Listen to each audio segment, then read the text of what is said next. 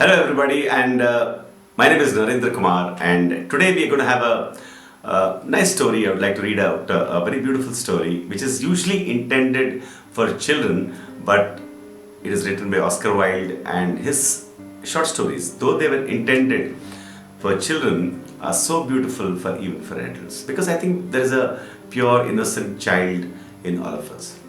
So I would not like to come between you and Oscar Wilde. So we're going to directly read the lesson.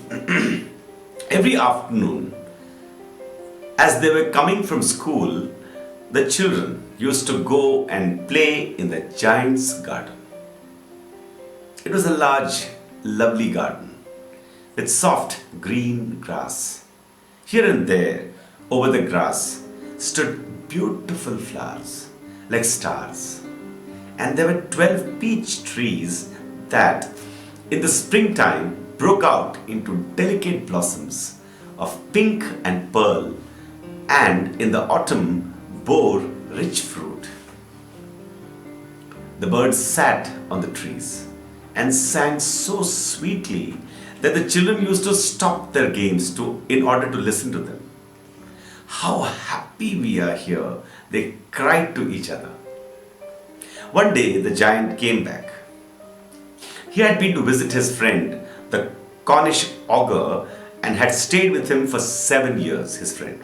After the 7 years were over, he had said all that he had to say, for his conversation was limited, and he determined to return to his own castle. When he arrived, he saw the children playing in the garden. "What are you doing here?" he cried in a very gruff voice, and the children ran away. "My own garden is my own garden," said the giant, "and anyone can understand that, and I will allow nobody to play in it but myself." So he built a high wall all round it and put up a notice board which said, "Trespassers will be prosecuted." He was a very selfish giant. The poor children had now nowhere to play. They tried to play on the road, but the road was very dusty and full of hard stones, and they did not like it. They used to wander around the high wall when their lessons were over and talk about the beautiful garden inside. "How happy we were there," they said to each other. Then the spring came, and all over the country there were little blossoms and little birds. Only in the garden of the selfish giant it was still winter. The birds did not care to sing in it, as there were no children, and the trees forgot to blossom. Once a beautiful flower put its head out from the grass, but when it saw the notice board, it was so sorry for the children that it slipped back into the ground again and went off to sleep. The only people who were pleased were the snow and the frost. "Spring has forgotten this garden," they cried, "so we will live here all the year round."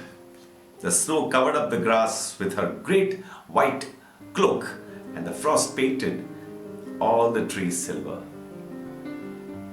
Then they invited the north wind to stay with them, and he came. He was wrapped in furs, a few hours furs, and he rode all day about the garden and blew the chimney pots down. "This is a delightful spot," he said. "We must ask the hail on a visit." So the hail came. Every day for 3 hours he rattled on the roof of the castle till he broke most of the slates. And then he ran round and round the garden as fast as he could go. He was dressed in grey, and his breath was like ice. "I cannot understand why the spring is so late in coming," said the selfish giant as he sat at the window and looked out at his cold white garden.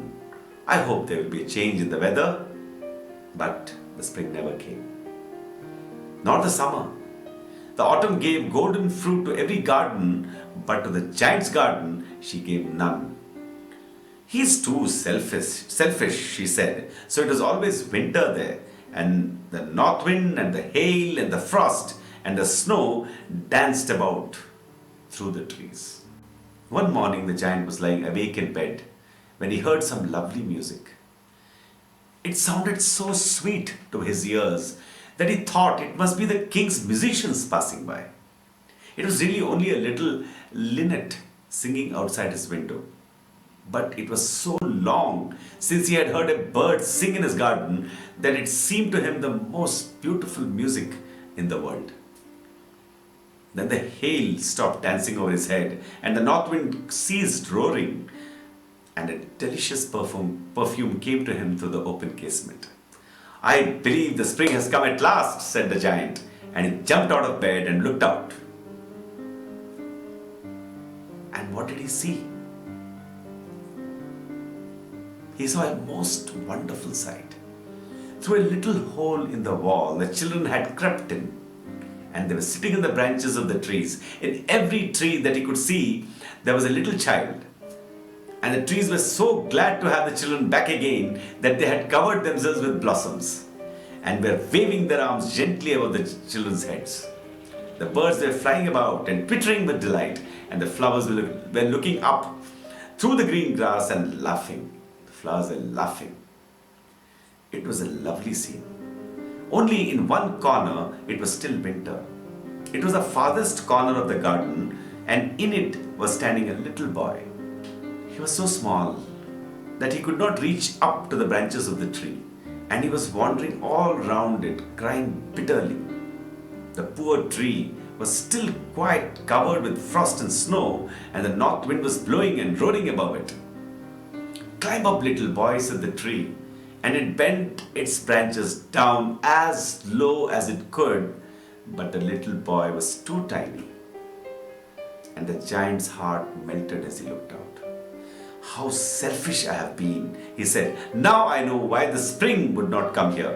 I will put that poor little boy on the top of the tree, and then I will knock down the wall, and my garden shall be the children's playground forever and ever." He was really very sorry for what he had done. So he crept downstairs and opened the front door quite softly and went out into the garden. But when the children saw him, they were so frightened that they all ran away, and the garden became winter again. Only the little boy did not run, for his eyes were so full of tears that he did not see the giant coming.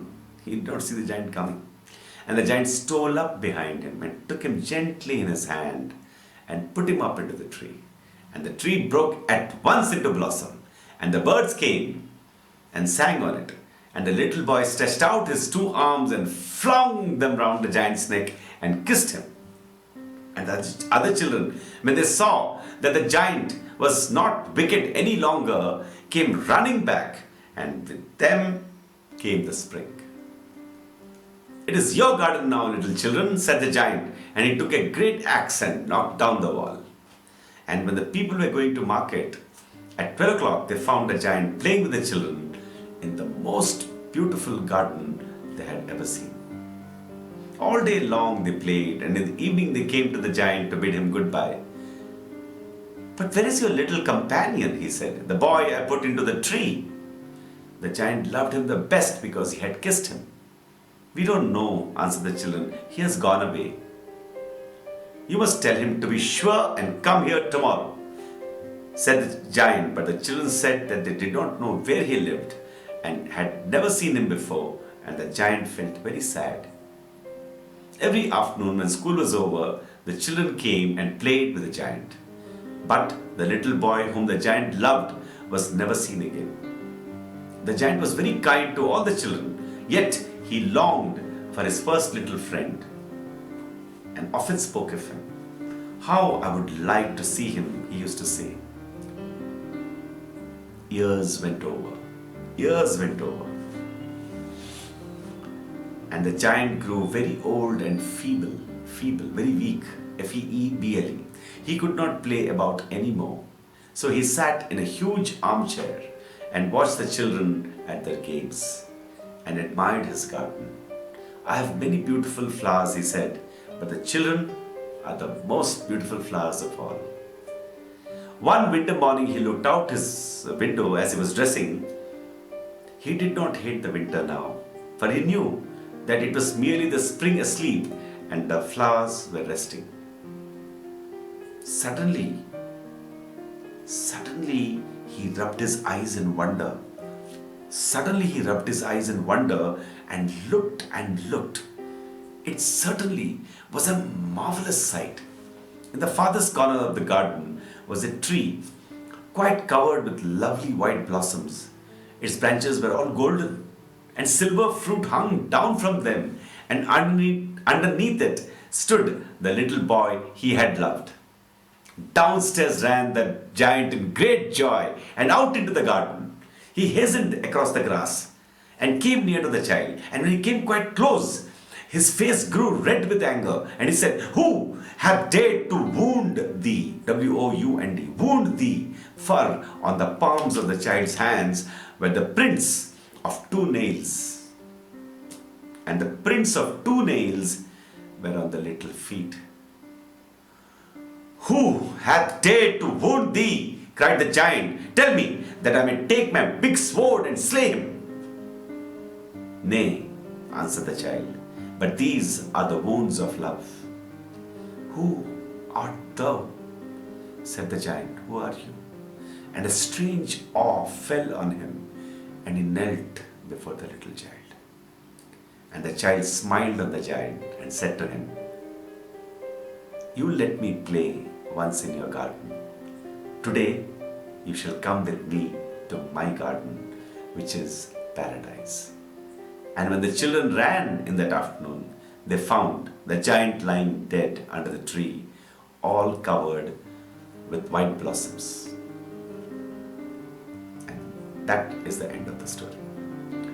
That, dear reader and dear listener, is the genius of Oscar Wilde. This is neither a fairy story nor a story for adults. This is something too beautiful. Thank you so much. This is Narendra Kumar, and we are from NRK Academy. Thank you.